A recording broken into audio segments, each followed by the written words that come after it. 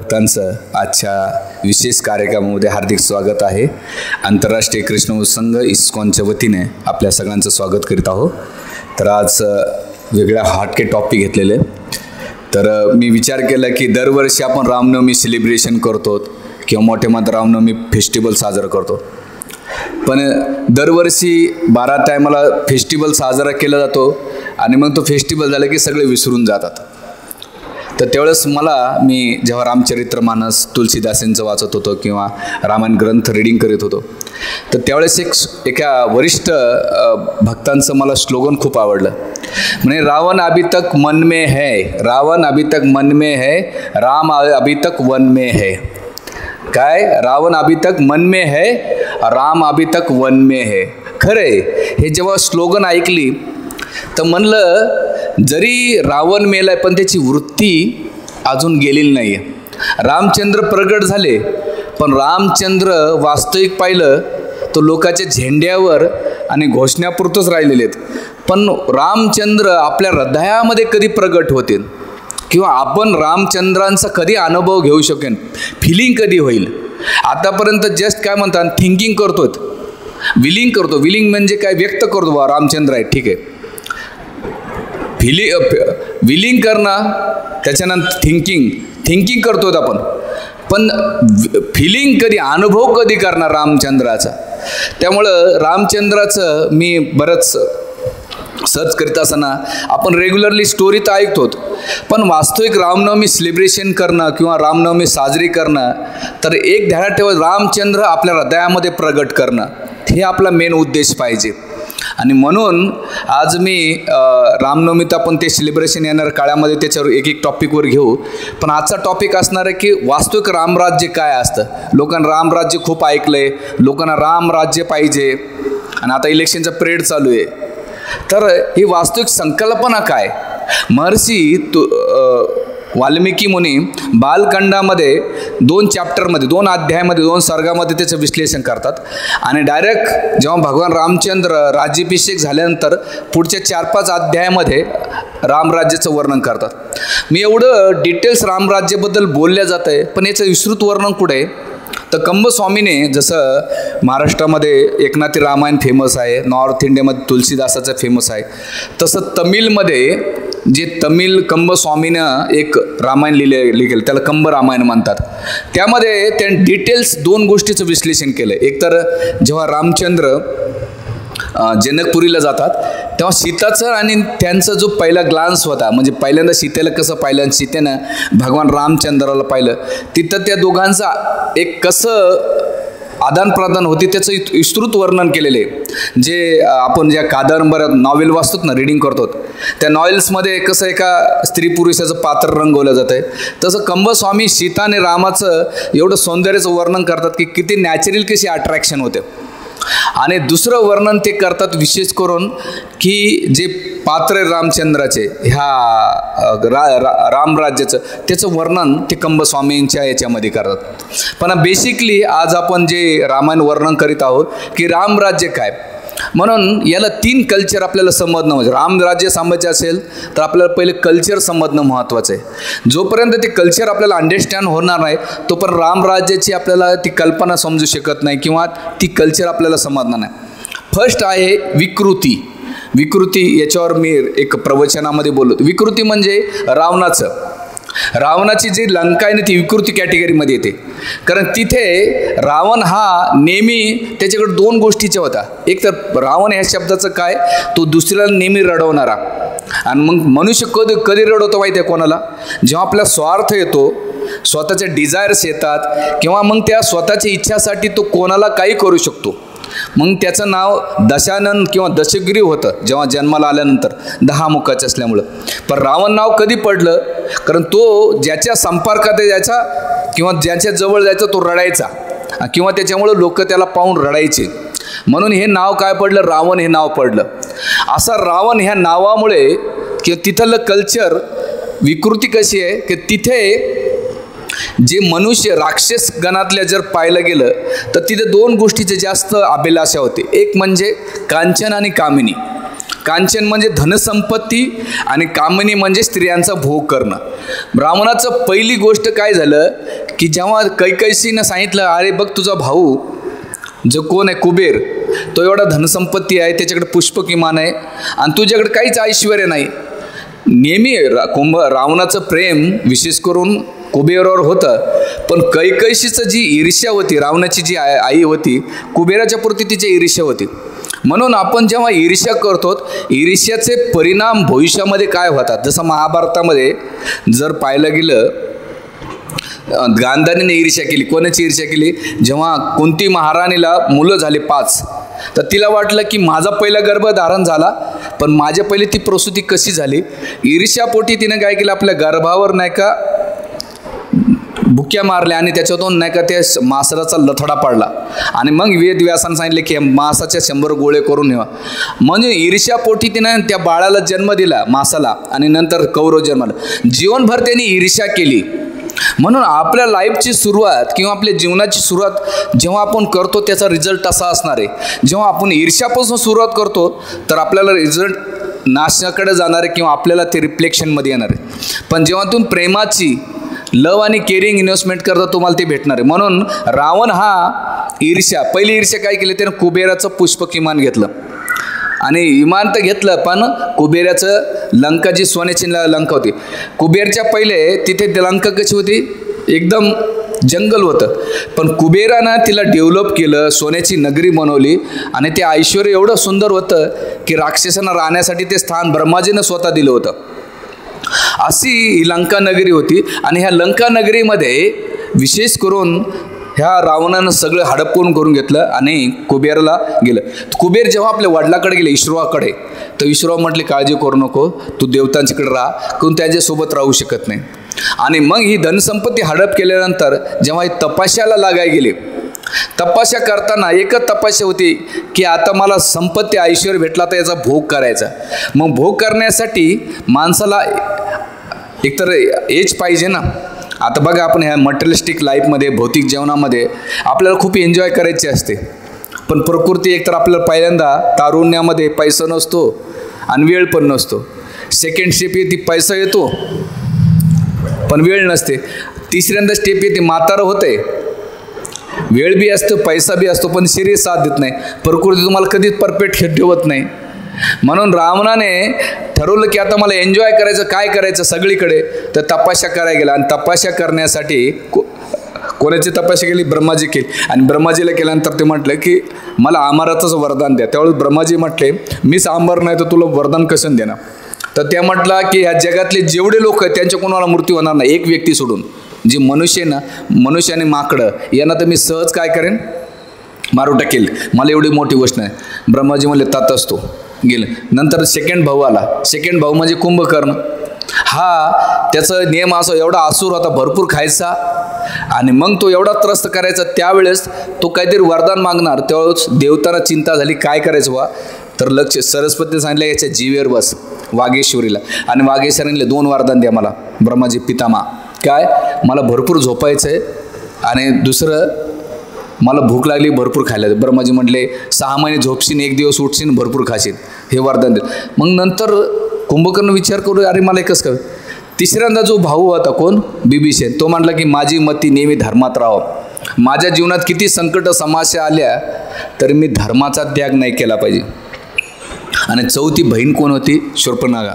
हिनं पण नाही का वरदान मागितलं. आणि मग अशा 4 जणांना वरदान मागितल्यानंतर सगळा आतंक माजवला. आणि हा रावण काय करायचा, जिकडे तिकडे जायचा, 2च गोष्टी जमा करायचा. एक तर सुंदर दिसलेली कन्या उचलायचा, मग ती देवकन्या असो, ऋषी कन्या असो, नागकन्या असो, किंवा कोणाची पत्नी असो, कोणाची बहीण असो, कोणाची काय असो, त्यानं काही बघितलं नाही, जुचलून आणून नाही का आपल्या ठेवायचा संपत्ती आणि सगळीकडे तो हे करायचा. म्हणून रावणाची जी लंका आहे तिथं केवळ भोग आणि एन्जॉयमेंट आहे. आणि त्या भोग एन्जॉयमेंटमध्ये केवळ स्वार्थ. आणि त्याचा दुष्परिणाम काय झाला की जेव्हा त्याने सीतेचं हरण केलं, सीतेचं हरण केल्यानंतर ती विकृती एवढी पसरली. विकृती कसं बघा, रावण तर विकृतीच, पण त्याची बहीण कशी विकृती होती, कोण, शूर्पणखा. ती रामचंद्राला मोहित झाली आणि म्हटली की मला तुमच्याशी विवाह करायचा. तर भगवान रामचंद्र इशारानं काय म्हटले, अरे ऑलरेडी माझं लग्न झालेलं आहे मी नाही करू. माझा भाऊ आहे ना लक्ष्मण, तो अविवाहित आहे, त्याच्याशी लग्न कर. ती अशी निष्ठावान नव्हती. ती त्याच्याकडे, लक्ष्मण काय म्हटले, मी सेवक आहे त्यांचा आणि तुला सेवकच राहावं लागेल. तर हे फुटबॉलसारखे एकोण्याकडे ढकलायचे. तर रामायणामध्ये, संपूर्ण रामायणामध्ये अभ्यास केला तर महर्षी वाल्मिकी पहिल्यांदा वर्णन करतात की भगवान रामचंद्र ह्या प्रसंगातून हसलेलं वर्णन करतात. हास्यवदनम असा शब्द वापरतात. बाकी कुठंच रामचंद्र हसलेलं वर्णन नाही केलं. महर्षी वाल्मिकी त्या पात्राला एवढं डिटेल्समध्ये वर्णन करतात, आपण याची कल्पना नाही करू शकत. आणि मग जेव्हा ती शूर्पणखाचं नाक काम कापल्यानंतर ती जेव्हा गेल्यानंतर तिथं, अरे तू तर खरदूषण मारले गेले, 14,000 राक्षस मारले गेले आणि तू इथे करतो. रावण मला झालं काय? ते म्हटलं की सीतासारखी सुंदर स्त्री या जगामध्ये कुठं नाही आणि तिला मी घेण्यासाठी दिलं. बघा तिनं कसं हिपोक्रेसी केलेली. जे हिपोक्रेसी लोक असतात ना, ते स्वतःचा नाश करतात आणि दुसऱ्याचा नाश करतात. म्हणून जगामध्ये कपट कधीच करायचं नाही. आपल्या लाईफमध्ये, आपल्या जीवनामध्ये कपटपणा करतात ना, तर कपटपणा स्वतःचा विध्वंस करतो आणि दुसऱ्याचा पण विध्वंस करतो. आणि तिने कपटपणा काय केलं, सीताच्या सौंदर्याचं एवढं डिटेल्स वर्णन केलं की तिचे ओठ कसे आहेत, तिचे डोळे कसे आहेत, तिचं कंबर कसं आहे आणि एक एक गोष्टीचं अवयवाचं वर्णन केल्यानंतर रावण आता लष्टी होता, कामी असतात. जे कामी पुरुष असतात ना, ते जेव्हा ऐकतात, मला मी मोठे गुरु येतं, त्यांनी मोठा आश्रम आहे ओसो म्हणून, ते म्हणतात की लस्ट कशी असते, चप्पल पाहिली लेडीची तरी लस्ट वाढत होतो, एवढं डेंजरस असतो. म्हणजे त्याचं खूप त्याने डिटेल्स केलेले, ते एका लेक्चरमध्ये असंच कोणतरी मला क्लिप पाठवली होती. तो विषय नाही, महत्त्वाचा विषय की रावणाने काम वासना जेव्हा ऐकलं सीतेच्या सौंदर्याबद्दल, मला तो आय वॉन्ट, मला काही जरी झालं तर ती पाहिजे, ही भावना, आणि त्या भावनेमध्ये त्याने त्याच्या जीवनातली नीतिमत्ता किंवा जे काही विचार नाही केला आणि मग मारीचेला जाऊन सीतेचं हरण केलं. आणि हरण केल्यानंतर तिथे त्या विकृतीच्या भावनेमध्ये सगळा विध्वंस कसा झाला की त्याने त्याचे मंदोदरी, बिभीषणाने, कुंभकर्णाने, मारीचने किंवा आपल्या वडिलांनी, ईश्वरानं सुद्धा सगळ्यांना समजून सांगितलं की सीता ही काही साधारण नाही आहे. ज्याप्रमाणे तू दोरी समजून नाही का एखाद्या सापाला मांडीवर खेळणं म्हणजे साप हा तुम्हाला दंश करतोय, तुला मृत्यूचं कारण आहे, तसं सीता कोणी साधारण स्त्री समजू नकोस, हे तुझ्या मृत्यूचे कारण आहे. पण माणसाचा इगो असतो ना, आणि लष्ट कामातुरा भैयाना लज्जा, जे माणूस कामानं लष्ट असतो ना, त्याची बुद्धी भ्रमित असते, तो चांगला विचार करत नाही आणि म्हणून तो त्याची नीतिमत्ता नष्ट होते. तसंच इथे जर रावण होता, त्याची मत्ती झाली आणि त्या रावणाने सगळ्याला नाही का बळी दिला. आपल्या पुत्र इंद्रजित, त्याच्यानंतर भाऊ, मोठमोठे अक्षर राक्षस, सगळ्याला मूर्तीला पावलं. सगळेजण समजून सांगत होते, पण नाही, काम वासनेपुढे त्याने सगळ्याचा बली दिला आणि बली दिल्यानंतर शेवटी रावणाचा वध झाला. याला मानतात विकृती. जेव्हा आपण विकृतीला फॉलो करतो, जेव्हा ही वृत्ती आपल्यामध्ये येते तर सगळ्याचा नाश करतात. म्हणून मी याच्यात जास्त डिटेल्स असणार, रामराज्य कसं आहे हे आपल्याला समजणं महत्त्वाचं आहे. म्हणून रावणाची जी प्रवृत्ती आहे, ती राज्य आहे, त्याला म्हणतात विकृती. सेकंड स्टेप आहे प्रकृती. प्रकृती मीन्स काय, याच्यामध्ये किष्किंधाचा, या थोडं पुढे या सगळेजण,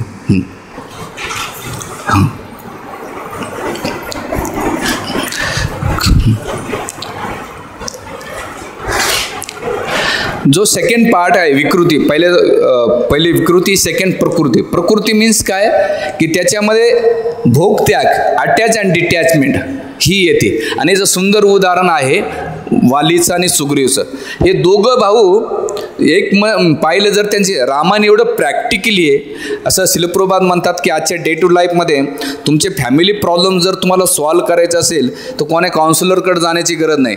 जेव्हा तुम्ही ह्या एक पात्रांचा स्टडी केलं ना, तुम्हाला या पात्रामध्ये आपल्या लाईफ लेसन शिकू शकतात की आपण आपल्या जीवनामध्ये काय डिसिजन घेतो त्याच्यानुसार आपला रिझल्ट असणार आहे. म्हणून आपले ग्रंथ हे मायथॉलॉजिकल नाही किंवा काल्पनिक नाही, तर ते त्या टायमाला आणि आजच्या काळामध्ये सुद्धा होतं आहे. मला आता मध्यंतरी एकानं प्रश्न विचारला होता की का महाराज रामायण, महाभारत, भगवद्गीता हे तर खूप पुराणे येतं, जुने येतं, आजच्या जीवनात काय उपयोगाचे त्याचे? मी त्याला आन्सर हे केलं की सूर्य खूप जुना आहे, पण त्या सूर्यामध्ये त्याचा प्रकाश आणि उष्णता अजिबात कमी नाही झाली. तसंच ते नॉलेज आज बी आजच्या प्रॅक्टिस, तुमच्या कॉलेजचा पोर्शन किंवा तुमचा सिलेबस किंवा जे थेअरी वापरतात, डार्विन थेअरी असो किंवा वेगळ्या थेअरी नाही काय बदलत राहतात. त्याच्यावर नाही का वेगवेगळे प्रयोग केले जातात, पण त्या थेरीमध्ये चेंजेस येऊ शकतात. पण आपलं जे वैदिक प्रिन्सिपल किंवा वैदिक लिटरेचर जे नॉलेज आहे त्यामध्ये चेंजेस कधीच येत नाहीत. ते आज बी आपल्या डे टू लाईफ खाली त्याला तुम्हाला कसं घेता येईल हे तुम्हाला स्टडी करणं महत्त्वाचं आहे. म्हणून सांगण्याचा मुद्दा असा आहे की जेव्हा तुम्ही ह्या ग्रंथाचा डीपली स्टडी करतात तर वास्तविकपणे, म्हणून जसं मी आता मध्यंतरी अजय पिरामल जे मोठ्या ग्रुपचे ते म्हटले की तुमच्या लाईफमध्ये तुम्ही किती सक्सेसफुली जरी झालात तर जोपर्यंत तुम्ही स्पिरिच्युअली कनेक्ट नाही करणार किंवा स्पिरिच्युअल प्रॅक्टिस नाही करणार तोपर्यंत रिअल हॅपीनेस किंवा खरा आनंद नाही प्राप्त करू शकत. मटेरियलिस्टिक लाईफमध्ये तुमच्या नाही का फॅसिलिटी तुम्हाला कम्फर्ट झोन लावू शकतं, पण रिअल हॅपीनेस किंवा आनंद नाही प्राप्त करू शकत. कारण की तुम्हाला वस्तू आणि व्यक्ती जस्ट टेम्पररी आनंद देऊ शकतात, लॉंग टाईम नाही देऊ शकत. आणि तुमच्या जीवनातले येणारे एक्झायटी, प्रॉब्लेम, सिच्युएशन त्याला तुम्ही कसं डील करायचं असेल तर ह्या वैदिक ग्रंथाचा तुम्ही. पण भारतीय लोकांचं दुर्दैव असं आहे जे सो कॉल्ड एज्युकेटर स्वतःला म्हणतात, जसं आमच्याकडे IIT, MTech, BTech झालेले ब्रह्मचारी येतं, ते म्हणतात की पहिले आम्हाला असं वाटायचं की हे अडाणी लोकांचं काम आहे बुवा, आपलं काही काम नाही अध्यात्म म्हणजे. पण नाही, जोपर्यंत तुम्ही अध्यात्माला सोबत ठेवणार नाही तोपर्यंत तुम्ही सक्सेसफुली पर्सन कधीच होऊ शकत नाही. म्हणून मुद्दा आपला डायवर्ट होत आहे. मी त्याच्यावर प्रॅक्टिकली कसे ग्रंथ हेल्प करतात तो नंतरचे सेशन घेईन. आजचं सेशन मेन मोस्टली रामायण किती प्रॅक्टिकली त्याच्यावर मी घेईन की रामराज्य मीन्स काय.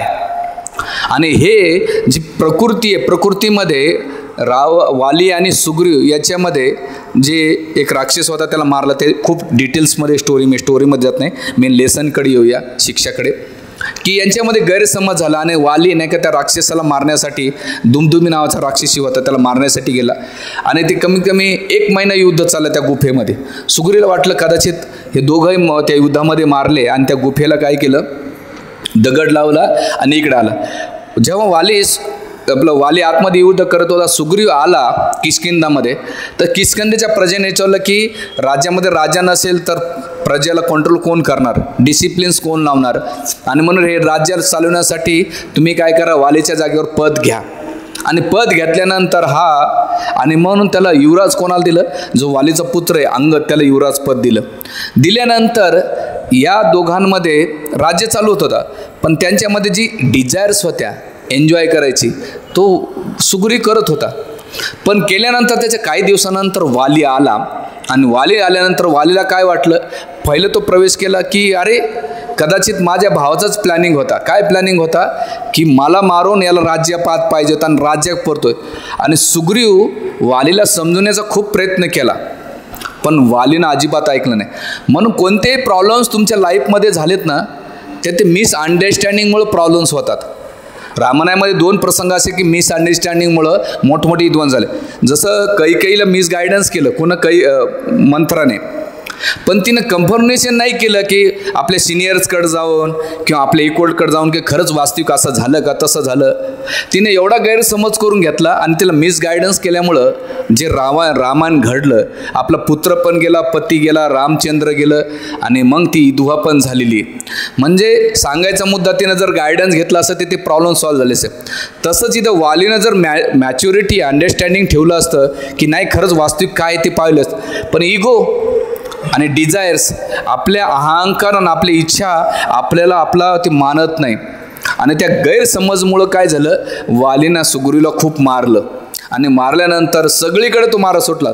पण एक ठिकाणी तो गेला नाही, जो मातंग ऋषीचा आश्रम आहे त्या ठिकाणी वालीने येऊन जाऊन विध्वंस करायचा. त्यावेळेस मातंग ऋषीने सांगितलं इथं जर पुन्हा आला तर तुझा मृत्यू पावेल. म्हणून सुग्रीवनं मातंग ऋषीच्या आश्रममध्ये राहिला होता. राहिल्यानंतर भगवान रामचंद्र आले, त्याच्या डिटेल्स मी जाणार नाही. आणि आल्यानंतर दोघं समदुःखी भेटले, हनुमानजीला पाठवलं. हनुमानजीने त्यांचं पूर्ण बायोग्राफी काढली, काय कोण आहेत बाबा हे, आणि सांगितलं की काय बाबा. तर वालीने सुग्रीवने विचारलं तुम्ही कसं काय आले. ते म्हटले की माझी पत्नी नाही का रावणाने नाही का हरण करून घेतलेली आणि माझं वडिलांनी आईवडिलांची आज्ञा म्हणून मी वनवासात आलो होतं आपली सगळी. आणि मग भगवान रामचंद्र विचारतात. भगवान रामचंद्राच्या वर्ड्समध्ये किती पोलाइटली होते. जो व्यक्ती कोणी बोलतो ना त्याच्याहून कळतं की त्याची लेवल काय. की बघा मी ऑफिसमध्ये बऱ्याच वेळा कॉर्पोरेट क्षेत्रामध्ये असोत ना, जे त्यांच्या पोस्टला असतात ना ते जेव्हा बोलतात ना भलेही त्यांना मॅच्युरिटी नावाचा प्रकरण असतो, त्या खुर्चीचा त्यांना इगो असतो आणि त्यानुसार ते रिॲक्ट करत असतात. पण त्यांना हे माहीत नसतं प्रोजेक्ट येत राहतील जात राहतील, पण पर्सनला सांभाळणं खूप महत्त्वाचं असतं. काही लोक पर्सन ओरिएंट असतात ते खूप सक्सेसफुली होतात, पण जे प्रोजेक्ट ओरिएंट असतात ना ते जास्त सक्सेसफुली होत नाही. कारण कॉर्पोरेट लेवलमध्ये ह्या खूप लोक गाड्या चुकीचं करतात. आता तो विषय नाही आपला. मेन विषय की इथे की जेव्हा वाली ह्या दोघांच्या युद्धामध्ये सुग्रीव खूप आणि म्हणून भगवंताने दोघांना त्या दोघांच्या डिस्कशनमध्ये समदुःखी होते आणि भगवंतांना सगळं सांगितलं. ते मग हरकत नाही, तू युद्ध कर कोणाशी, वालीशी. आणि वालीलाच युद्ध करण्यासाठी ललकारल्यानंतर भगवंताने पहिल्यांदा सुग्रीवनं खूप मार खाल्ला. आचार्य प्रश्न करतात की वालीनं सुग्रीवनं मार का खाल्ला पहिल्यांदा. त्याचं असं कारण होतं की जेव्हा भगवान रामचंद्र लक्ष्मण जे आले ना, तर सुग्रीवनं नाही का शिष्टाचाराचं पालन नव्हतं केलं. जे एटिकेट्स असतात ते नाही होते. का बरं? की भगवान रामचंद्राला बसायला जागा दिली आणि लक्ष्मणाला उभाच केलं. भगवंत म्हटले की तुम्ही किती जरी मोठे असाल पण तुमच्या लाईफमध्ये तुमच्या नाही का व्यक्तिगत जीवनामधले मला एकदा आठवतं लखनौ स्टेशनला तिथं काही लोक भांडण करत होते. आम्ही ब्रह्मचर्य यात्रा गेले तर मैं आपको बता रहा हूँ, आप ज़्यादा बोलेंगे तो मैं आपको एक झापड दूंगा. मग ते भांडण करताना कसं म्हणायचे आप. मला महाराष्ट्रात भांडण होत असतं तर तुला दाखवू का, तुला सांगू का. म्हणलं महाराष्ट्रीयन माणूस भांडण करताना बायावरती करतो आणि तिथं त्यांचं भांडण कसं होतं पलट. हम आपको बता रहे, आप ज़्यादा बोल रहे, आप ठीक से बात करिए, हमें अच्छा नाही लग रहा. आणि तो बी आप म्हणतो, हा बी आप म्हणतो, पण दोघांच्या भांडणामध्ये कसं वाटतंय किती होते. म्हणजे याला काय म्हणतात की एक नॅचरल कल्चर असतं ते. म्हणजे भांडण जरी होत असेल पण त्याच्या शब्दामध्ये होतं. हां, तर इथे सुग्रीवनं भगवंतांचा आदर केला, लक्ष्मणजीचा आदर नाही केला, म्हणून त्याला दंड देण्यासाठी पहिले मार खाल्ला वालीचा. आणि मग सुग्रीव म्हटलं की भगवंता तुम्ही मला वाचवलं नाही. तर भगवंत म्हटले अरे मला तुझं लक्षात आलं नाही, मग आता हार घातला विजयाचा. ठीक आहे. आणि मग वालीचा वध केला. त्याचं डिटेल्स आहे. तर वालीचा वध केल्यानंतर मग वालीला कारण देतात. वाली म्हणतात की मी तर तुम्हाला खूप सुरवीर समजायचो, तुम्ही असं केलं तसं केलं. तर भगवंत मला मी तुझं वध करण्याचे कारण काय त्याचं खूप डिटेल दिले. जे लोक स्टडी करत नाहीत ना, जे सो कॉल्ड लेफ्टिस्ट विचाराचे असतात, ते आपल्या वैदिक शास्त्रावर नाही का खूप नाही का गॉसिप करत असतात. आणि आपले हिंदू जे सो कॉल्ड स्वतःला खूप विद्वान मानतात ते बी अभ्यास ना, हां बराबर आहे, हा काय म्हणत असेल. पहिले स्टडी तर करा, नंतर बोला ना बाबा. तर महत्त्वाचा मुद्दा असा आहे की तिथे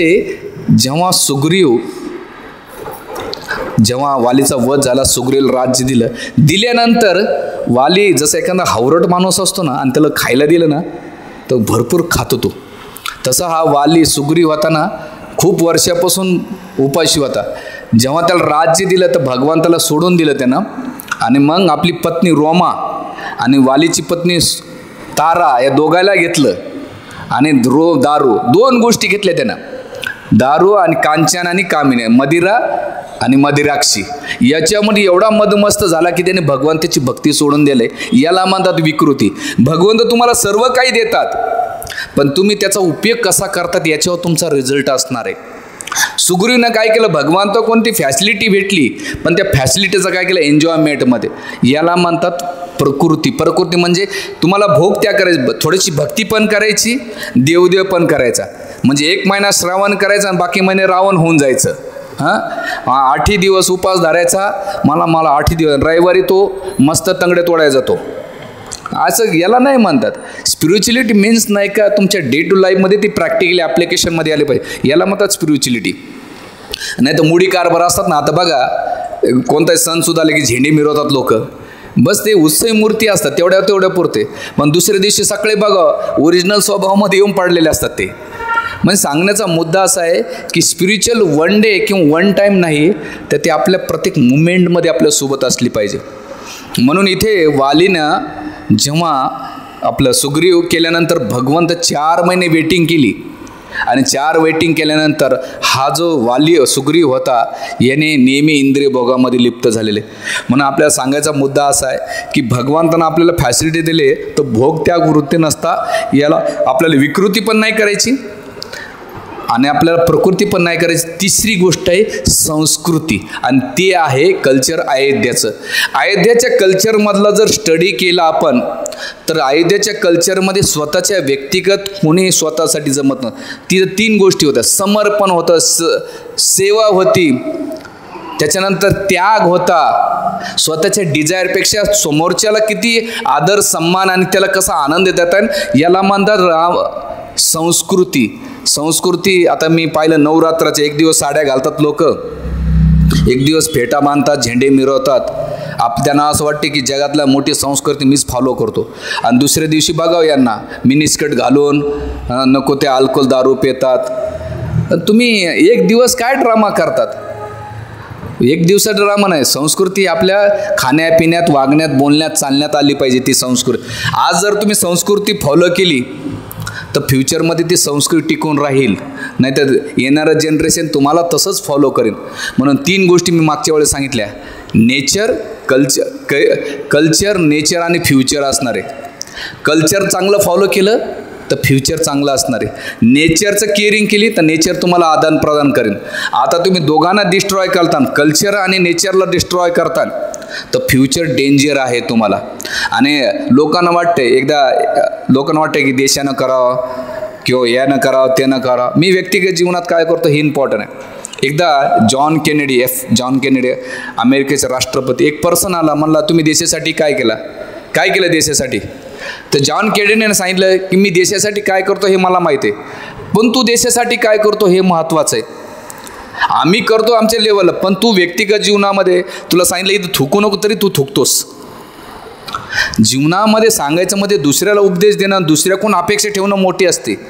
त्यापेक्षा तुम्ही व्यक्तिगत जीवनामध्ये किती इम्प्रूव्हमेंट करतात, त्याच्यामध्ये किती डिसिप्लिन्स लावतात, किंवा आपण तसं जीवन जगतो का, तसं ते कल्चर बनतं आहे. म्हणून इथे अयोध्याचं जर सिस्टम पाहिलं गेलं तर इथे प्रत्येकजण अयोध्याची संस्कृती जी आहे ते प्रत्येकजण स्वतःसाठी न जगता दुसऱ्यासाठी जगत होतं. आणि याचा पहिला प्रसंग असा आहे, जर पाहायला गेलं तर भगवंत हे का बरं भगवंत आपल्याला ही प्रिन्सिपल देतात? भगवंत रामनवमी ह्या सण का देतात आपल्याला? की भगवंत आपल्या जीवनातून शिकवतात की मी अवतार प्रगट होण्याचं मागचं कारण की तुम्ही लोकांनी तुमच्या जीवनामध्ये असं जीवन जगलं पाहिजे, तुम्ही आदर्श ठेवला पाहिजे. तुमच्या जीवनात कोणता आदर्श आहे त्यानुसार तुमचं जीवन घडणार आहे. म्हणून हे सांगायचा मुद्दे की आपल्यासारख्या बद्ध जीवांच्या हृदय शुद्धीकरणासाठी भगवंत अवतरित होतात. आणि ते शुद्धीकरण कधी होईल? जेव्हा तुम्ही भगवंताला आपल्या जीवनामध्ये आत्मसात करता आणि त्यांची फिलिंग करता. थिंकिंग, फिलिंग आणि विलिंग. थिंकिंग म्हणजे विचार करा भगवंताबद्दल, थिंकिंग फिलिंग अनुभव करा, आणि विलिंग म्हणजे जे तुम्ही आत्मसात केलं आहे ते तुम्हाला दुसऱ्याला एक्सप्लेन करा. लोकांना इफेक्ट कधी होतं माहिती आहे का? एखादा म्हणायचं तंबाखू सोड बरं, तंबाखू लय वाईट असते आणि तंबाखू खाऊ नये माणसाने, फरक पडेल का? नाही. पहिले तू सोड. एकदा नाथ महाराजांकडे एक व्यक्ती गेला आणि त्याची आई म्हणायची, अहो माझा मुलगा नेहमी गुळ खातो, काही सुटत नाही याला गुळ. आता त्या टायमाला गुळ होता. तर ते म्हणले नाथ महाराज म्हटले काम करा, 8 दिवसांनी या माऊली. मग आल्यानंतर 8 दिवसानंतर आले त्या. ते म्हणले बाळा आजपासून गुळ खाऊ नको. मग त्याची आई म्हटली एवढंच होतं, तो तुम्ही 8 दिवसापूर्वी सांगायचं, आज का सांगितलं? म्हणलं बघा माऊली, मी पण गुळ खायचो, मी गुळ सोडला, नंतर तुमच्या मुलांना उपदेश द्यायला मी सोपा झालो आणि आता त्याला इफेक्टिव्ह पडेल. लोक तुम्ही काय बोलतात हे बघत नाहीत, तुम्ही कसे वागतात याच्यावर तुमचा रिझल्ट असतो. म्हणून इथे भगवान रामचंद्र आपल्या व्यक्तिगत जीवनातून आपल्याला शिक्षा देतात की रामराज्य म्हणजे काय. नुसतं रामराज्य पाहिजे, सगळ्या रामराज्य पाहिजे, पण राम नकोय. कसं काय रामराज्य? त्याचा केंद्रबिंदू भगवंत ठेवतात तेव्हा रामराज्य होईल. म्हणून इथे शिकवण सांगायचं म्हणजे की रामराज्याचं जर पाहायला गेलं तर त्याची सुरुवात अशी होती की अयोध्याची संस्कृती आपल्याला ती समजून घेणं महत्त्वाचं आहे. आणि ती कशी आहे की जेव्हा भगवान रामचंद्र त्यांचा एक दिवस दशरथ महाराज आरशामध्ये गेले. आरशामध्ये पाहिल्यानंतर त्यांच्या कानाजवळ काही केस पांढरे झाले. पांढरं झाल्यानंतर त्यांना रिअलायझेशन झालं की जगातली जी शाश्वता ती जास्त काळ टिकत नाही आणि आता माझं जे शरीर आहे ते वार्धक्याकडे चालले. आता मी माझा भरोसा नाही तर मी माझं काय केलं पाहिजे, राज्य माझा जो मुलगा आहे रामचंद्राला युवराज पद दिलं पाहिजे. बघा याला म्हणतात सायन्स ऑफ सेल्फ रिअलायझेशन, आत्मसाक्षात्कारचे विज्ञान. साक्षात्काराचा लोकांना अर्थ म्हणतो काहीतरी लाईट चमकल, मला कोणतरी देव प्रगट होईल, काहीतरी बिजली कडकल. साक्षात्कार म्हणजे काय की जेव्हा आपल्या बॉडीच्या सिस्टमला पाहतोत ना तेव्हा आपल्याला कळायला पाहिजे, याला म्हणतात साक्षात्कार. आपण पांढरे केस केल्यानंतर पहिलं काय बघू, पहिले डाय करून घेऊ. दाताला दुखत असेल तर कवळ्या बसून घेऊ, कानानं ऐकू येत नसेल तर मशीन घालू. हे आपण काय करतो या जगामध्ये मोठं प्लॅनिंग करतो जगण्यासाठी. पण जे रिलायन्स म्हणजे साक्षात्कारी पर्सन असतो ना त्या प्रत्येक गोष्टीतून हे शिकतो की माझ्या लाईफला मी कसं त्याला सामोरं गेलं पाहिजे. त्याला तो मुलायम लावण्याचा किंवा त्याला चेंज करण्याचा प्रयत्न नाही करत, तो काय करतो स्वतःला बदलतो त्या सिच्युएशनमधून, त्या परिस्थितीमधून, त्या येणाऱ्या मोमेंटमधून. कारण आपल्याला माहिती आहे मोमेंट्स, पर्सन, सिच्युएशन नाही बदलू शकत, स्वतःला बदल नाही. दशरथ महाराज म्हटले नाही की अरे आता मूर्तीला जिंकण्यासाठी मी काहीतरी केलं पाहिजे, नाही, ते म्हटले मूर्ती येणार आहे, मूर्तीची तयारी केली त्यांनी. आणि काय केलं, राज्याभिषेक रामचंद्राचं केलं. हे सगळं डिस्कशन होत असताना वशिष्ठ मुनीला सांगितलं की राज्याभिषेक, ते म्हणले उद्याच अभिजित मुहूर्त आहे, उद्याच करूया आपण. म्हणलं ठीक आहे, हरकत नाही. आणि मुहूर्त काढल्यानंतर जेव्हा ही बातमी भगवान रामचंद्राला बोलून घेतलं की बघ उद्या नाही का तुझा राज्याभिषेक होणार आहे आणि तू तुझी तयारी कर, उपवास धर, देवतेची उपासना कर. आणि त्याच्यावर वशिष्ठ मुनीनं भगवान रामचंद्राला हे सांगितलं की काय काय प्रिपरेशन असलं पाहिजे, काय काय नसलं पाहिजे, याचं डिटेल्स महर्षी वशिष्ठ मुनी भगवान रामचंद्र सांगतात. जेव्हा भगवान रामचंद्राला ही बातमी कळते की माझा उद्या राज्याभिषेक होणार आहे, युवराज पद होणार आहे, तेवढंच महर्षी वाल्मिकी एक शब्दाचं वर्णन करतात, निर्मम. ममत्व नाही आहे. असं नाही की एखाद्याला जर एखादं पद भेटलं, जसं आपल्याकडं प्रमोशन झालं ना आपल्याला याच्यामध्ये तरी आपल्याला आनंद येतो, किंवा दुसऱ्याचं प्रमोशन झालं तर जेलिसी निर्माण होते. पण भगवान रामचंद्राने काय केलं की निर्मम, हां ठीक आहे बाबा भेटलं. माणूस जो लाईफमध्ये स्टेबल असतो ना त्याच्या जीवनामध्ये सुखदुःख येऊ, मान अपमान येऊ, लाभ हानी असो, तो त्याच्या मोमेंटमध्ये स्टेबल राहतो. पण जे स्टेबल नसतात ना त्या सोड्याच्या बाटल्यासारखे थोडेसे जरी हलवले तर बाहेर येतात. आणि पाण्याची बॉटल असते, पाण्याच्या बॉटलला किती हलवा ते अजिबात रिॲक्ट करत नाही. काही लोक पाण्याच्या बॉटलीसारखं स्टेबल राहतात आणि काही लोक सोड्याच्या बॉटलीसारखं थोडं टच बी जरी केलं की लगेच.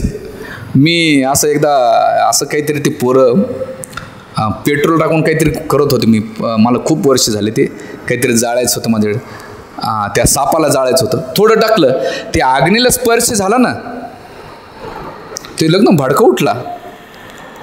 तसंच काही लोकांना ऑलरेडी त्यांच्यात खूप दाबलेलं असतं, त्यांना तुम्ही नुसतं टच काय कसा आहेस तू एवढं जरी विचारलं तर त्याचं सगळं ते फेस बाहेर येतं, बबल्स बाहेर येतात. सांगण्याचं मुद्दा कुठे गेला, दुसरीकडे चालला आहे. मुद्दा असा आहे की भगवंत त्या अवस्थेमध्ये सुद्धा स्टेबल होते आणि गेल्यानंतर जेव्हा मंत्राने कैकेयीचं मोठं कुभांड रचलं आणि कुभांड रचल्यानंतर दशरथ महाराज कोप भवनामध्ये, कोप भवन म्हणजे भांडण करायची जागा, त्या टायमाला भांडण असं नाही की आपलं पब्लिकली भांडण करायचे, नवरा बायको एकूण एकाचे जिंजा वाढायचे किंवा एकूण एकाला शिवाय, नाही, त्यांची एक स्पेसिफिक जागा होती, तिथं ते भांडण करीत होते. आणि गेल्यानंतर जसं मंत्रानं सांगितलं तसं कैकेयीने केलं आणि केल्यानंतर सकाळी रात्रभर तो खूप प्रसंग डिटेल्समध्ये आहे. आणि सकाळी जेव्हा सुमंत्राला पाठवतात, जे वाद्यगण असतात, गुणीजन असतात, त्या भगवंताला उठाल, दशरथ महाराजाला उठाल, दशरथ महाराज का उठत नाही, मग सुमंत्र जाऊन बघतात हा सगळा पसार आहे. आणि कैकेयी सांगते सुमंत्राला की जा रामचंद्राला बोलो. भगवंत पण ब्रह्ममुहूर्तावर उठले होते आणि उठल्यानंतर भगवंत तशाच अवस्थेमध्ये गेले आणि गेल्यानंतर तिथं पाहिलं, भगवंताने नमस्कार केला पहिले दशरथ महाराजाला, कैकेयीला, सुमंत्राला केलं. आणि मग त्यावेळेस कैकेयी म्हणते की राम तुझ्या वडिलांची इच्छा आहे, काय इच्छा आहे आई माते, की तू वनवासात जाऊ आणि राज्य भरताल द्या. भगवंताच्या चेहऱ्यावर अजिबात रिॲक्शन नाही. एखादा काय म्हटलं असता, आईला येऊन बापाला दोघायला संपवतो, मला राज्य रात्री सर्पचं बनवर होतं आणि सकाळी मला हे म्हणालं, त्यानं किती हे केलं असतं पण भगवंताने काय म्हटलं, माते तू जरी मला एकट्यात जाऊन सांगितलं असतं तरी मी स्वीकारलं असतं, एवढं मोठं कुबंड राज्याची गरजच नव्हती. मग बघा, याला म्हणतात कल्चर पर्सन. तुमच्या जीवनात कोणती मुवमेंट आली, तुम्ही त्याला कसं रिॲक्ट करतात याच्यावर समजायचं तो मनुष्य किती परिपक्व असेल. म्हणून फर्स्ट जेव्हा महर्षी वाल्मिकी विचारतात नारद मुनीला की असा कोण व्यक्ती आहे जो महानायक आहे आणि त्याच्यामध्ये सगळे गुण आहेत, धर्मज्ञ, गुणवान, शीलवान, चारित्र्यवान, रूपवान, पुन्हा शीलवान, असे कितीतरी 16 गुणाचं वर्णन केलंय महर्षी नारद मुनीने महर्षी वाल्मिकींना. आणि त्यामध्ये भगवंतानं म्हटले बस एवढंच, त्याला काय आताच जातो मी. आणि गेल्यानंतर तिथे ते सगळे वल्कल वस्त्र आणले, सीतेनं घातले, त्याचं खूप डिटेल्स आहे.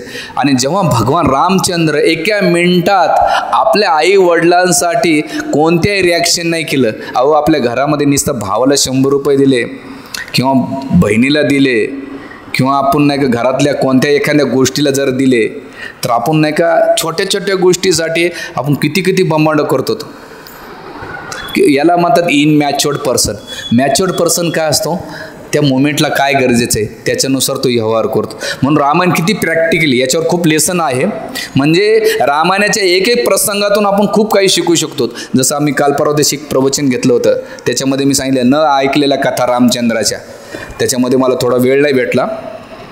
पण महत्त्वाचा मुद्दा आहे की भगवंताने एका मिनिटात सॅक्रिफाईस केलं. म्हणून इथे भगवान रामचंद्राने पद नाही घेतलं, भगवंताला पदापेक्षा सेवा महत्त्वाची होती. कारण की लोक पदाची आसक्ती ठेवतात आणि आसक्ती जेव्हा ठेवली आणि ती आसक्ती आपली परिपूर्ण होत नसेल तर त्यावेळेस तो आसक्तीमुळे काय करतो, विद्रोह करतो. आणि विद्रोहामुळे खूप मोठा काही विध्वंस होऊन जातो. पण ज्याला आसक्ती नसेल, जसं आता तुम्हाला एक साधं उदाहरण देतो. तुमच्याकडे 4 व्हीलर किंवा 2 व्हीलर असू द्या, आज तुम्ही जेव्हा वापरतात ना तर तुमच्याप्रती प्रेम आहे. ॲक्सिडेंट झाला ना तर तुम्ही समोरच्याला शिव्या घालतात किंवा त्याला तुम्ही समोरचीच गाडी फोडतात. पण तीच गाडी तुम्ही दुसऱ्याला उद्या विकू द्या आणि ती ॲक्सिडेंट होऊ द्या, तुम्हाला काहीच फरक पडत नाही.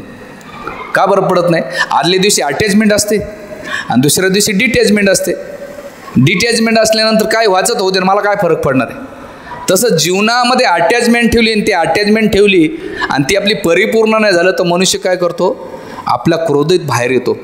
पण जेव्हा आपण डिटॅचमेंट ठेवतो, मग ती पद असो, पोझिशन असो किंवा व्यक्ती असो किंवा तुमच्या जीवनातला मान सन्मान प्रतिष्ठा काही असू दे, म्हणून आसक्ती कधी ठेवायची नाही, अपेक्षा नाही ठेवायची. की अपेक्षा ठेवल्या आणि अपेक्षेचा भंग झाला की सगळ्यात जास्त दुःख आपल्याला व्यक्तिगत होते. म्हणून एक वाक्य सांगतात, नेकी कर दर्या में डाल, चांगलं कर सोडून दे. कारण की तुमचे कार्य लोकांनी बघण्यापेक्षा भगवंताने पाहावं, त्याचा रिझल्ट आज न उद्या येणार आहे. ते खाली त्याच्यासाठी एक गोष्ट आहे, पेशन्स ठेवावं लागतात, तुम्हाला सहनशीलता ठेवावं लागेल. कारण की धर्म पालन करायचं असेल, अधर्मामध्ये रिझल्ट लगेच भेटतो, पण धर्मामध्ये तुम्हाला धैर्य आणि उत्साह निश्चय धैर्य ठेवलं तर तो रिझल्ट भेटतो. म्हणून इथं भगवंताने आपल्या जीवनामधून आपल्याला हे शिकवलं आहे की भगवंताने कोणतेही रिॲक्शन न करता सगळं त्यानं घेतलं आणि कौशल्य महाराजाकडे गेले. आणि कौशल्याला बातमी कळती, भगवंत दशरथ महाराजाचा आशीर्वाद घेतात आणि म्हणतात मी आता जाऊन येतो, जास्त नाही 14 वर्ष, तुम्ही काळजी करू नका, चिंता नका करू, तुम्ही आनंदाने राज्य करा आणि भरताला बसवा. भगवंताने अजिबात रिॲक्शन नाही केली आणि त्यांच्या बोलण्यामध्ये आवाजामध्ये कमी जास्त झालं नाही, त्यांच्या चेहऱ्यावर हावभाव बदलला नाही. अहो, आपल्या जगामध्ये एक वस्तू कमी जास्त झाली. जसं मला एक चांगलं आठवतं, आता मध्यंतरी मी माझ्या भावाच्या लग्नाला गेलो होतो, प्रसंगानं म्हणून सांगतो. एक परिचयाची लेडीज होती आणि दोघेमध्ये साड्या देताना सारख्याच प्राईसच्या साड्या होत्या त्या. तर जिला कलर देताना त्याने आईनं सगळ्याला दोन्ही साड्या असेच देऊन टाकल्या. पण दुसरी राग आला, तिची भारी साडी होती आणि मला हलकी साडी दिली. त्याच्यावर ते जसं काबुलीच्याना फुगतो ना, फुगतो माहिती आहे का, तशा ते अख्ख्या लग्नामध्ये फुगलेले होते. मग सांगायचं होतं की मनुष्याची लेवल किती गोष्टीत अटकलेली आहे. आणि रामचंद्र आणि रामायण हे ग्रंथ किती लेवलला पोहोचून देतात. आपण चण्यामध्ये अटकलो आणि भगवंत कुठे अटकलेले.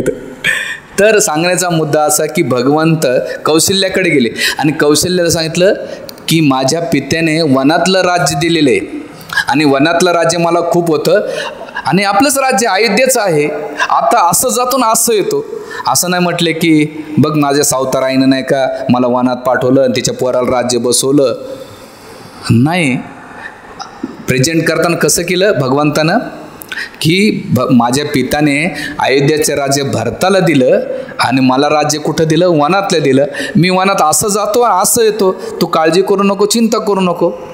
मी भागवत आणि रामायण वाचत असताना हे दोन्ही प्रसंग पाहतो. जेव्हा ध्रुव महाराज सुनीतीकडे गेले, सुरुचीनं अपमान केल्यानंतर एखादी आई काय म्हटली असे, दगड घेऊन मार तुझ्या सावतर मावशीला आईला. पण त्यावेळेस सुनीती ध्रुव महाराजाला गायडन्स काय करते, आपल्या प्रारब्धामुळं कर्मामुळं आपल्याला दुःख भेटतंय म्हणून तिला आईला दोषी नको ठेव, तिच्याप्रती प्रेम ठेव, आदर ठेव आणि तुला जर पाहिजे असेल तर कोणाकडे जा, नारायणाकडे जा. म्हणजे त्या लेडीजनं किती कल्चर फॉलो केले. आणि आपल्या जगामधले जर लेडीज असले असते तर तुम्हाला आठवत ना, मी खेडेगावचा माणूस आहे, आम्ही पहिले नळावर पाणी भरायला जायचो. नळावरले भांडं तुम्ही पाहिले नसतील कधी. एक बकेट एक हांडा भरला, अख्खं महाभारत तिथं व्हायचं, अख्खं गाव पाणी भरून घ्यायचं, पण यांचे भांडण काही निपटायचे नव्हते. तर सांगण्याचा मुद्दा की लोअर लेवल. आणि म्हणून इथं भगवंत कौशल्यासमोर, हे मी उदाहरण का देतो साईड बाय, कथा तुम्हाला मी सांगू शकलो असतो पण आपल्याला हे उदाहरण दिल्याशिवाय कळत नाही. जोपर्यंत हायर समजायचं असेल तर लोअर उदाहरण दिलं तर तुम्हाला हायर समजेल. कौशल्या माताजीकडे प्रेझेंट करताना काय सांगितलं की मला वनातलं दिलं आहे आणि मी वनात जाणार आहे, काळजी करू नको. आणि माझी इच्छा आणि सीताची इच्छा आहे, वनात जाऊन मी काय करणार, मला साधू संतांची खूप संघाची इच्छा होती. आता मला त्यांचा संघ लाभेल, त्यांच्याकडून मला श्रवण कीर्तन करायला भेटेन, त्यांच्याकडून मला ज्ञान भेटन, मला जीवन जगण्याचे तत्त्व भेटेन, असं प्रेझेंट करतात. याला म्हणतात संस्कृती. आणि एका मिनिटात भगवंताने आपल्या वडिलाच्या पदाची अपेक्षा न ठेवता किंवा आसक्ती न ठेवता भगवंतानं काय केलं, पित्याची सेवा किंवा पित्याची आज्ञा पालन करणं किती महत्त्वाचं आहे. याला म्हणतात रामराज्य. रामराज्य पदापेक्षा सेवा महत्त्वाची आहे, आसक्तीपेक्षा डिटॅचमेंट महत्त्वाचं आहे, मान सन्मानापेक्षा दुसऱ्याला आनंद कसा देता येईल याला रामराज्य म्हणतात. रामराज्य पाहिजे ना, मग रामराज्यासाठी ह्या काही कॅटेगरी दिलेल्या आहेत. आय एम रेडी, मी तयार आहे, जरच असेल तर भेटेल. म्हणून इथं आपल्याला सिद्धांत समजायचं आहे की आपल्या हृदयामध्ये आहे आणि बाहेरच्या हृदयामध्ये बाहेर रामराज्य प्राप्त करायचं असेल तर आपल्याला सेवेबद्दल आसक्ती वाटली पाहिजे. आणि त्या सेवेमध्ये सगळ्यात महत्त्वाचं काय की येणाऱ्या कठीण परिस्थितीमध्ये आपण जीवनाचं उच्च ध्येय प्राप्त करण्यास सहाय्यक ठरलं. हे समजलं पाहिजे, जरी आपल्या जीवनात संकट आले, समस्या आल्या तर त्याच्यामध्ये मोठा उद्देश ठेवून आपण ते सामोरं गेलं पाहिजे. बरं, जेव्हा तुम्ही समर्पण करतात, त्याग करतात, तर जेव्हा तुम्ही समर्पण त्याग करतात त्या त्यागामागे त्याच्या निगेटिव्ह रिझल्ट येतील, पण त्यासाठी सामोरे गेलं पाहिजे. भगवंताने सेवेसाठी काय केलं, येणारे संकट, कोणते संकट, वनामध्ये जाण्यासाठी. आणि वनामध्ये शारीरिक मानसिक हे दोन गोष्टी तर आहेतच, सायमेंटिस राक्षसांचं पण संकट. आणि हे ठेवण्याचा मागचं एकमेव उद्देश होतं भगवंताच्या मनामध्ये. बाह्य दृष्टिकोनातून पाहताना की भगवंताला वनवास भेटला आहे, पण आंतरिक भगवंताचा भाव हे महत्त्वाचा आहे की मी जरी मोठा त्याग करीत असेल, माझ्या समर्पणामागे, माझ्या सेवेमागे पदापेक्षा माझ्या जीवनात ध्येय काय होतं, साधू संतांचं रक्षण आणि जे असुरवृत्तीचं आहे त्यांचा नाश झाला पाहिजे, हे ध्येय होतं. म्हणून ध्येय ठेवण्यासाठी याला म्हणतात हायर पर्पज. जेव्हा तुमच्या लाईफमध्ये राहतो ना, तेव्हा तुमच्या लाईफमध्ये लोअर प्रॉब्लेम्स आले ना, लोअर गोष्टी आल्या ना, तुम्ही कधीच विचलित होऊ शकत नाही. म्हणून जीवनामध्ये हायर पर्पज ठेवला पाहिजे. आणि जेव्हा भगवंतानं हायर पर्पज ठेवला तर त्याला हेल्प करणारे भरपूर लोक भेटतात.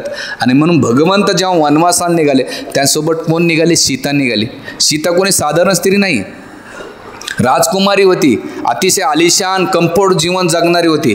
पण तिनं विचार केला की माझे प्रभू वनात जात असेल तर मला हे राज ऐश्वर्य भोग, कारण भगवंत सांगतात सीतेला, अगं तू राजकुमारी आहेस आणि तुझ्या वडिलाला मी वचन दिलं की तुमच्या मुलीला मी राज ऐश्वर्यामध्ये ठेवणार आहे.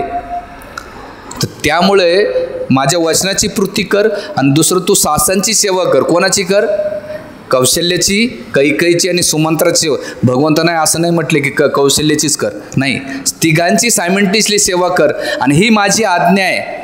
त्यावेळेस सीतामाई काय म्हणते? नाही भगवंता, माझ्या वडिलांनी सांगितलंय की ज्याप्रमाणे सावली असते, त्या सावली जसं त्या व्यक्तीला सोडत नाही, तसं तू भगवान रामचंद्राची सावली म्हणून राहा. तुम्ही तुमच्या वडिलाच्या आज्ञेचं पालन करते, तसेच मी माझ्या वडिलाच्या आज्ञेचं पालन करते. का बरं करीत होते? तर ती म्हटली की ज्या ठिकाणी तुम्ही आहात त्या ठिकाणी मला सुख आहे, आणि ज्या ठिकाणी तुम्ही तिथे नसाल तर मला हे ऐश्वर्य संपत्ती हे सुद्धा मला दुःख देणार आहे. म्हणून तुमच्यासोबत मला राज ऐश्वर्यापेक्षा तुमचा आनंद देणं खूप महत्त्वाचं आहे. याला म्हणतात हेल्दी हजबंड वाईफ रिलेशन.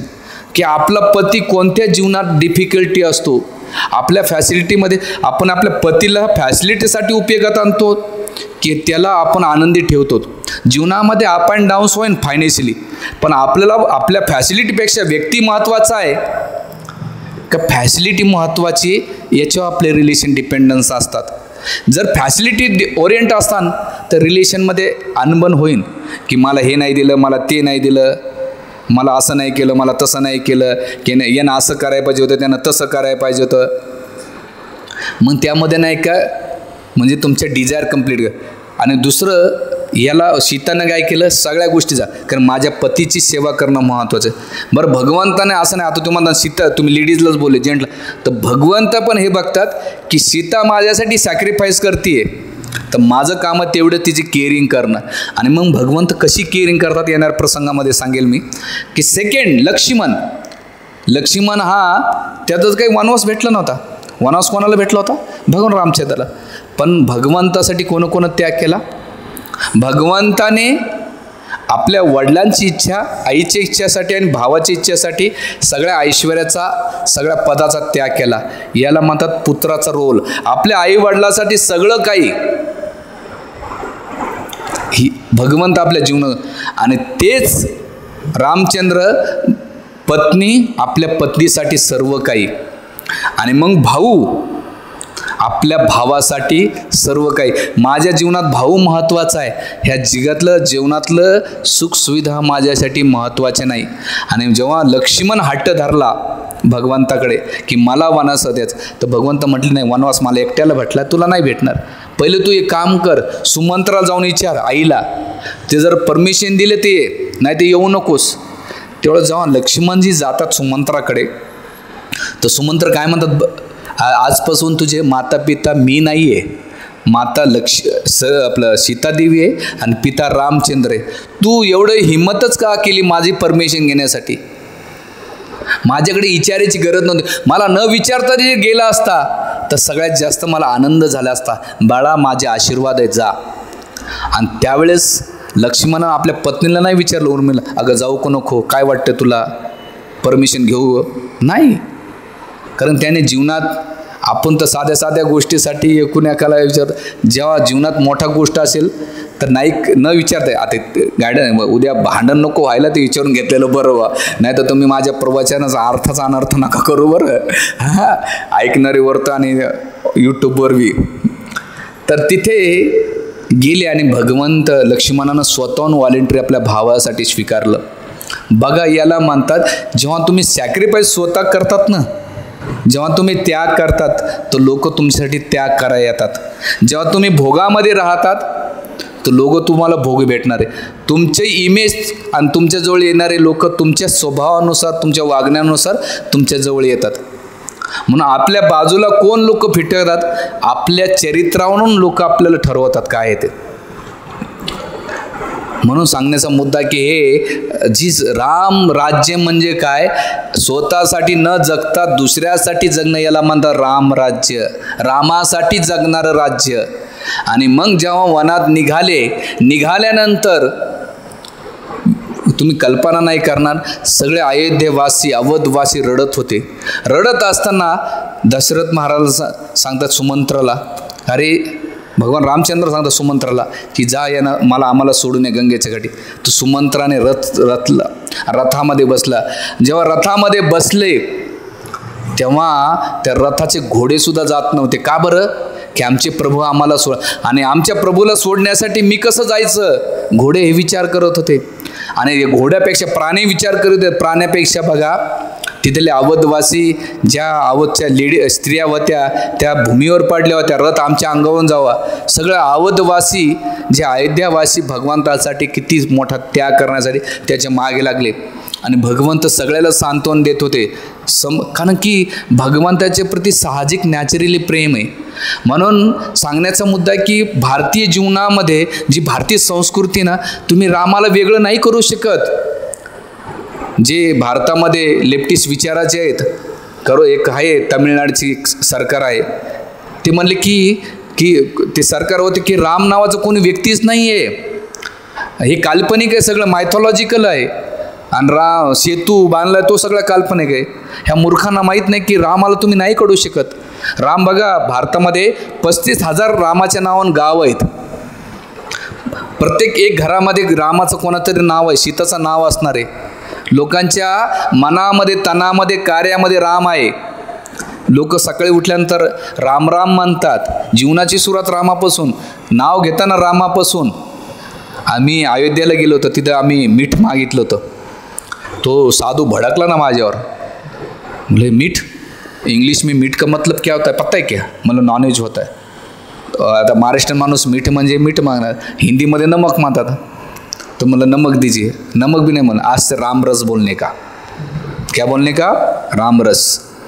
तर मग ते मिठाला सुद्धा राम रस म्हणतात. मला शक्कर के लिए, चीनी के लिए बोले कृष्ण रस. बरं मिर्ची के लिए बोले लंका. लंका बोले जब मिर्ची खाते तो लंका लग जाती है. जैसे हनुमान जी ने लंका लगाई थी ना, तो मिर्ची खाने के बाद अपनी लंका लग जाती है. म्हणलं भारी आहे राव. म्हणजे पदार्थामध्ये सुद्धा भगवंताला शोधणं, त्याचा अनुभव करणं, आपल्या जीवनात उच्चारण करणं, याला म्हणतात रामराज्य. म्हणून हे जे ग्रंथ आहेत हे निश्चित कपड्यात गुंडाळण्यासाठी नाही आहेत किंवा त्यांची पूजा करण्यासाठी नाही आहे. ते वाचून आपल्या जीवनात त्याला पालन करणे. आणि म्हणून अवधवासी जेव्हा ते जात होते तर भगवंत म्हणले चला. गेल्यानंतर गंगेच्या काठी रात्री झोपले. आणि झोपल्यानंतर भगवंत तिथे सुमंत्राला म्हणतात की हे जर माझ्यासोबत आले तर माझ्याबरोबर जेवढ्या वेदना आहेत तेवढ्याच वेदना त्यांना भोगावं लागतील. म्हणून काय कर सुमंत्र, रातोरात तू रथाचा नाही का असं बाजूनं फिरो की भ्रमित होऊन वापस अयोध्याला गेले पाहिजे. आणि गेल्यानंतर जेव्हा गंगेच्या काठी आल्यानंतर सुमंत्राला म्हटले आता आम्हाला सोड आणि तू जा. सुमंत्र जात नव्हते, म्हणे जा माझा निरोप दे. कैकेयीला सांत्वना वाटन की सुमंत्र सोडून आले, तिला आनंद होईल याच्यासाठी तू जा.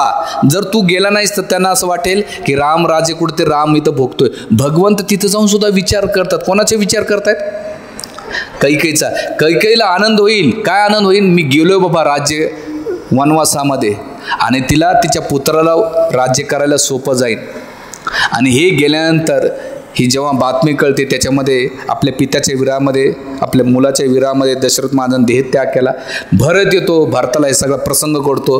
भरताने भगवंतासाठी आपल्या वाईचा त्याग केला, मंत्राला दंड दिला, आपल्या पित्याचा अंतिम संस्कार केला. आणि एकच ध्यानात ठेवलं की कैकेयीची जी मेंटॅलिटी आहे त्या कैकेयीच्या मेंटॅलिटीमध्ये जर पाहिलं गेलं ती संस्कृतीमध्ये होती.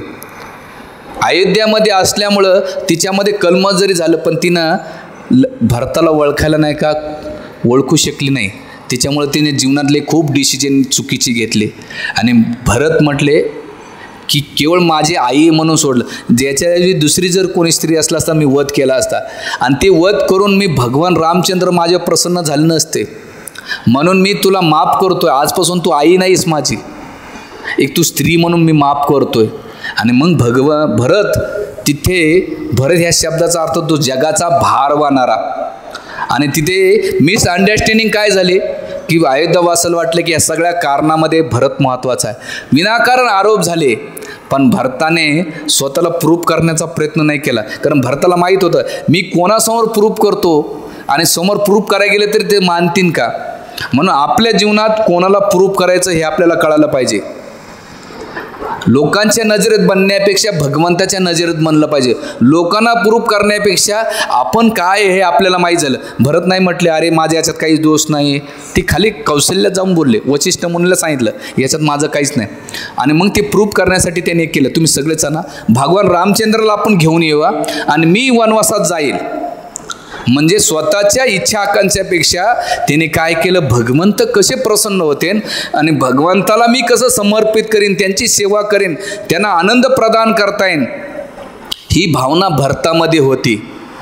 म्हणून याला रामराज्य करण्यासाठी महत्त्वाचा प्रसंग आहे की भरताचं समर्पण होताना. आणि समर्पण कशावर असतंय, आपल्या स्वतःची इच्छा निवडीवर नसतंय, तर ते भगवंताची इच्छावर आणि प्रसन्नावर आपलं समर्पण महत्त्वाचं असतंय. समर्पणाची डेफिनेशन एकदा पुन्हा रिपीट ऐका. समर्पण हे आपल्या इच्छा किंवा निवडीवर नसतंय, तर समर्पण हे भगवंताच्या इच्छावर आणि प्रसन्नावर आधारित असतंय. आणि दुसरं म्हणजे जर रामराज्य स्थापित करायचं असेल तर वास्तविक पाहिलं ह्या राज्याचा भोक्ता मी नाही आहे, तर वास्तविक भोक्ता कोण आहेत, भगवंत आहेत. म्हणून शांतीचं सूत्र भगवंत गीतेच्या 5व्या अध्याय श्लोक नंबर 29 मध्ये भगवंत म्हणतात की भोक्तारे यज्ञ तपास सर्व लोक महेश्वरम सर्वम सर्व भूताना ज्ञात्मा माम शांती मूर्छिती. जो कोणी मला भोक्ता मानतो तो सगळ्या सुखी आणि शांती प्राप्त करू शकतो. पण तुम्ही स्वतःसाठी एन्जॉयड मानता तर तुम्ही कधीच आनंदी होऊ शकत नाहीत. म्हणून भरत का म्हटले की माझं नाही आहे, हे भगवंताचं आहे, आणि यालाच रामराज्य म्हणतात. हे ऐकायला बरं वाटतं हो, पण ती इम्प्लिमेंट करायला गेलं ना कठीण जाते. म्हणून हे कधी होईल, जेव्हा तुम्ही वारंवार लेक्चर ऐकता. याचा अर्थ उद्या घरदार सोडायचं आणि माझ्यासोबत याचं अजिबात नाही. आपल्याला थिंक लाईक मंक, साधू होऊ नका पण साधूसारखे विचार करा. यालाच म्हणतात संन्यासी साधू. साधू म्हणजे भगवे कपडे घालायची गरज नाही हो. साधू कपडे घालतात पण मोठमोठ्या फॉर्च्युन गाडीमध्ये फिरतात, चिले चपाटे एकदम प्रॉपर्टी जमा करत राहतात. काही नाही, लोकांच्या बाह्य त्याग केलाय. त्यांचं कसं झालंय, सुईतून हाती गेलाय पण शेपूट अटकलेली आहे. म्हणून ग्रस्त धर्मात राहा, पण तिथे राहताना आपल्या वृत्तीमध्ये, आपल्या वागण्यामध्ये, आपल्या बोलण्यामध्ये रिफाईंडनेस आला पाहिजे.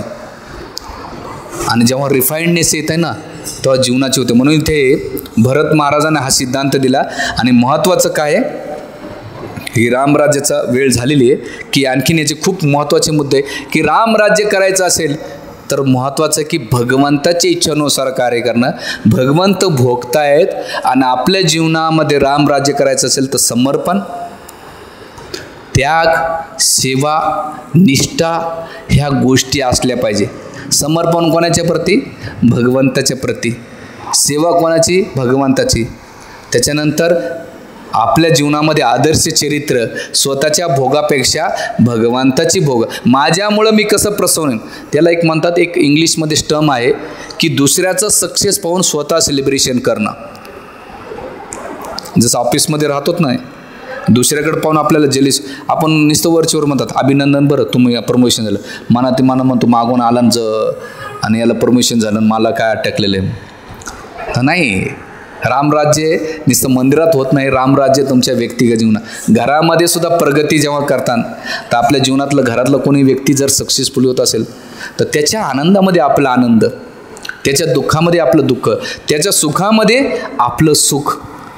आणि म्हणून रामराज्याच्या आणखीन याच्या खूप चांगले एपिसोड्स होतील. सेकंड पण याच्यामध्ये महत्त्वाचं आहे की आणखी एक शेवटचा प्रसंग सांगेल की भगवंत किती सेन्सिटिव्ह होते. की एकदा जेव्हा याच्यामध्ये खूप डिटेल्स आहे, जेव्हा रावणाचा वध झाला, रावणाचा वध झाल्यानंतर बिभीषणाला भगवंत सांगतात, काय सांगतात की सीतेला घेऊन ये. सीतेला घेऊन येताना स्नान घालून अलंकार सजून धजून आण, आणि आल्यानंतर पालखीत घेऊन आल्यानंतर तिला जमिनीवर पाय चालायला लाव. तर बिभीषणाला कळलं नाही. म्हणले की जे रावण होते, वानर होते, हे वानर सगळीकडून जमा झाले होते आणि आमच्या मालकाने सुग्रीवने आदेश दिला होता की युद्ध करायचं आणि राक्षसांना मारायचं होतं. पण त्यांना हे माहीत होतं की एका स्त्रीसाठी एवढा मोठा विध्वंस मांडला आहे, नेमकी ती स्त्री आहे कोण आणि कशी आहे बाबा. त्यांना उत्सुकता होती, माकडं सगळे वानर, आणि त्यांना बघायची इच्छा होती. आणि मग जेव्हा बिभीषण घेऊन आले पालखीतून, त्यावेळेस भगवंत मला थांबा, तिला उतरा. ते म्हणले कसं काय? ते म्हणले काही ठिकाणी राजकुमारी ज्या राणी असतात त्यांना पाहायला आलो आहे. एक तर विवाहामध्ये, धार्मिक क्रियामध्ये, किंवा कोणताही मोठा समारोह असेल तर त्यामध्ये त्याचं पाहू शकता तुम्ही. किंवा माहेराला गेल्यानंतर किंवा पती समोर असताना कोणा स्त्रीला पाहिलं तर त्याचं वावगं नाही, असं डिटेल्स महर्षी वाल्मिकी वर्णन करतात. आणि भगवान रामचंद्र कोणाला सांगतात? बिभीषणाला सांगतात की बघू दे. आणि गेल्यानंतर हे बघण्याच्या पहिले, सोडण्याच्या पहिले सगळ्या माकडांना उत्सुकता होती कोण होतं. तर एकूण एकाच्या अंगावर खूप चढत होते, एवढे भयंकर चढत होते की ते जे लहान होते दाबले जायचे. त्यावेळेस बिभीषण हा त्याचं राज्य होतं, आणि डिसिप्लिन्स लावून तो लाकूड घेऊन सगळ्या माकडांना मारत सुटला. आणि माकडाला मारत सुटल्यानंतर भगवंत म्हणते एवढे पहिल्यांदा क्रोधित झाले. कोणावर? बिभीषणावर. तुला कळतं का? तू कशाला मारतोस त्यांना? त्यांना नको मारू, तू त्यांना मारतोस तर दुःख मला होतंयस, अजिबात मारू नको. भगवंत एवढे क्रोधिष्ट झाल्यानंतर वर्ण 3 ठिकाणी वर्णन होतात. एक तर जेव्हा समुद्र जागा देत नव्हता, दुसऱ्यांदा रावणाचा वध करताना, आणि तिसऱ्यांदा राग आलेला भगवंताचं मेन्शन कुठे आहे माहिती आहे का? जेव्हा माकडांना मारताना. का बरं माकडांना मारताना भगवंताला दुःख होतं? की त्यांनी माझ्यासाठी सेवा केली, त्यांचं माझ्यासाठी समर्पण आहे, आणि तू त्यांना शिस्ताच्या नावाखाली दंड देतोयस, हे मला आवडणार नाही, मला हे चालत नाही. त्यांना पाहू दे, अजिबात मारू नको. रामराज्य म्हणजे काय? स्वतःच्या इच्छा आकांक्षापेक्षा, स्वतःच्या सिद्धांतापेक्षा, स्वतःच्या डिसिप्लिनसाठी पेक्षाही महत्त्वाचं की समोरच्याला आपण कसं सांभाळून घेऊ शकतो. भले त्याच्यामध्ये दोष असेल, त्याच्यामध्ये परिपक्व नसेल, पण तो व्यक्तीनं माझ्यासाठी काही ना काही केलं आहे, त्याच्या सेवेला मी डिनाय नाही करू शकत, नाही सोडू शकत. भगवंताची भावना किती महत्त्वाची. आणि म्हटले त्यांना पाहू दे. आणि मग तिथे सीतेला सोडलं, आणि सगळ्या माकडांना पाहिलं की ज्याच्यासाठी आम्ही युद्ध केले ती स्त्री ही आहे का? म्हणजे सांगायचा मुद्दा की भगवंत त्यांच्या जीवनातून एक एक गोष्ट, की भाऊ भावासाठी त्याग करतो, पत्नी पतीसाठी सगळं काही त्याग करते, एक पुत्र आपल्या मातापित्यासाठी सर्व त्याग करतो, प्रजावासी आपल्या स्वतःच्या इच्छेपेक्षा भगवंत कसे आनंदी होते त्यासाठी विचार करतात. अरे प्रजा सोडा हो, वनात राहणारे आदिवासी गुह जेव्हा तो विचार करतो की मी माझं राज्य रामचंद्राला देतो, तर भगवंत म्हटले नाही गुह तू माझा मित्र आहे. भगवंतानं पार्सलिटी नाही केलं, कोणा जातीचा पंथाचा आहे. गुहाला पण आपला मित्र म्हटलं. गुहा तर सोडा, दुसरं पशुपक्षीमध्ये जटाईला आपलं सर्वस्व मांडलं. आणि भगवंत किती सेन्सिटिबल होते. सीता आणि राम, किंवा जेव्हा जटाईचं वध झालं तेव्हा राज्याभिषेक होत असताना सगळे गुलाल उधळत होते. तर गुलाल उधळत असताना, कलर होत असताना, जेव्हा ते गुलाबाचं पाणी ओतत असताना ते दृश्य पाहिल्यानंतर राम आणि सीता रडतात. सीता नाही का त्या राज्याभिषेकातून उठून जाते. विचार करा, तुमचा मोठा राज्याभिषेक होतोय, सगळे लोक तुमचं गुणगान करतात, तुम्ही रडून निघून जातात. का बरं रडतात? महर्षी वाल्मिकी वर्णन करतात, राम आणि सीताच्या मनात आलं की आज आम्ही राज्याभिषेक करतोय, पण जटाईनं माझ्यासाठी मोठं समर्पण केलं आहे, माझ्यासाठी त्याग केला आहे. आणि जेव्हा मी रक्ताला पाहिलं तर भगवंत त्या गोष्टीला आठवतात. हाच प्रसंग याला म्हणतात. मी जेव्हा छत्रपती शिवाजी महाराजाचा प्रसंग वाचत होतो, किती टचिंग असतंय. जेव्हा महाराजांचा राज्याभिषेक होत असताना महाराजांच्या डोळ्यातून अश्रू आला. का बरं अश्रू आला माहिती आहे का? आज जर माझा तानोजी मालुसरे असेल तर किती आनंद झाला असता. ह्या राज्याभिषेक म्हणजे महाराजांचा राज्याभिषेक होतोय, पण महाराज काय विचार करतात की किती जणांनी तरी त्याग केलाय, बलिदान दिलंय, आणि त्या आनंदामध्ये सुद्धा ते दुसऱ्याचा विचार करतात. याला म्हणतात परिपूर्ण नायक. की आपल्या आनंदामध्ये सुद्धा की ज्या लोकांनी माझ्यासाठी काय काय केलं त्याला न विसरणं, याला म्हणतात कृतज्ञता व्यक्त करणे. म्हणून रामनवमी साजरी करताना आपल्या जीवनामध्ये कोणी काही कॉन्ट्रीब्युशन देऊ, त्याला येऊन झाडू मारण्याला सुद्धा आपण आदर दिला पाहिजे, त्यांना आदर सन्मान दिला पाहिजे. कधी त्यांच्याशी हिंसिकल व्यवहार नाही केलं पाहिजे. छोट्यातल्या छोटा व्यक्ती, पशुपासून प्राणी किंवा माणसामध्ये सगळ्यांशी आपण सन्मान मागेल. याला म्हणतात रामराज्य. हो, रामराज्य म्हणजे कपडे घालणे, काहीतरी ढिंगाणा मारणं, उड्या मारणं नाही. आणि म्हणून इथे भगवंत आपल्याला शिकवतात की बघा की त्यावेळेस सीता रडत होती आणि एक एक गोष्टीचं आठवण करत होती. किती भगवंत सेन्सिटिव्ह आहेत, किती संवेदनशील आहेत. म्हणून आपल्या जीवनामध्ये रामनवमी साजरी करायची असेल, वास्तविकपणे राम राज्य आणायचं असेल, ते भगवंताचे गुण आहेत आपल्या जीवनामध्ये, ते आपण आत्मसात केले पाहिजे, ते पालन केले पाहिजे, त्याचं चिंतन मनन केलं पाहिजे. आणि आपल्या जीवनामध्ये जेवढं होईल तेवढं, पती पत्नी असो, भाऊ भाऊ असो, माता पिता असो, समाज असो, देश असो, धर्म असो, यासाठी जेवढं तुम्ही हे करता तेव्हा तुमचे जीवन क्वांटिटीपेक्षा क्वालिटी राहावं. क्वांटिटीमध्ये तर भरपूर लोक जगतात, काही महत्त्व, पण तुमची लाईफ क्वांटिटीपेक्षा क्वालिटी असेल ना, तर तुमच्या व्यक्तिगत जीवनात फायदा होईल, समाजाला पण होईल आणि सगळ्या जगाला फायदा. आणि हेच खरं रामराज्य आहे. खूप खूप धन्यवाद. सियावर रामचंद्र भगवान की जय. म्हणून 3 उदाहरणं आहेत तुमच्यासमोर. लंकेची विकृती, किष्किंधाची प्रकृती आणि अयोध्याची संस्कृती. आणि संस्कृती मीन्स काय? त्याग आणि समर्पण. आता रामराज्याचा पुढच्या एपिसोडमध्ये रामराज्य कसं असतंय, त्याच्यामध्ये काय करतात काय नाही करतात, त्याचे डिटेल्स येणारे पुढच्या सेशनमध्ये घेऊया. Thank you very much. हरे कृष्ण.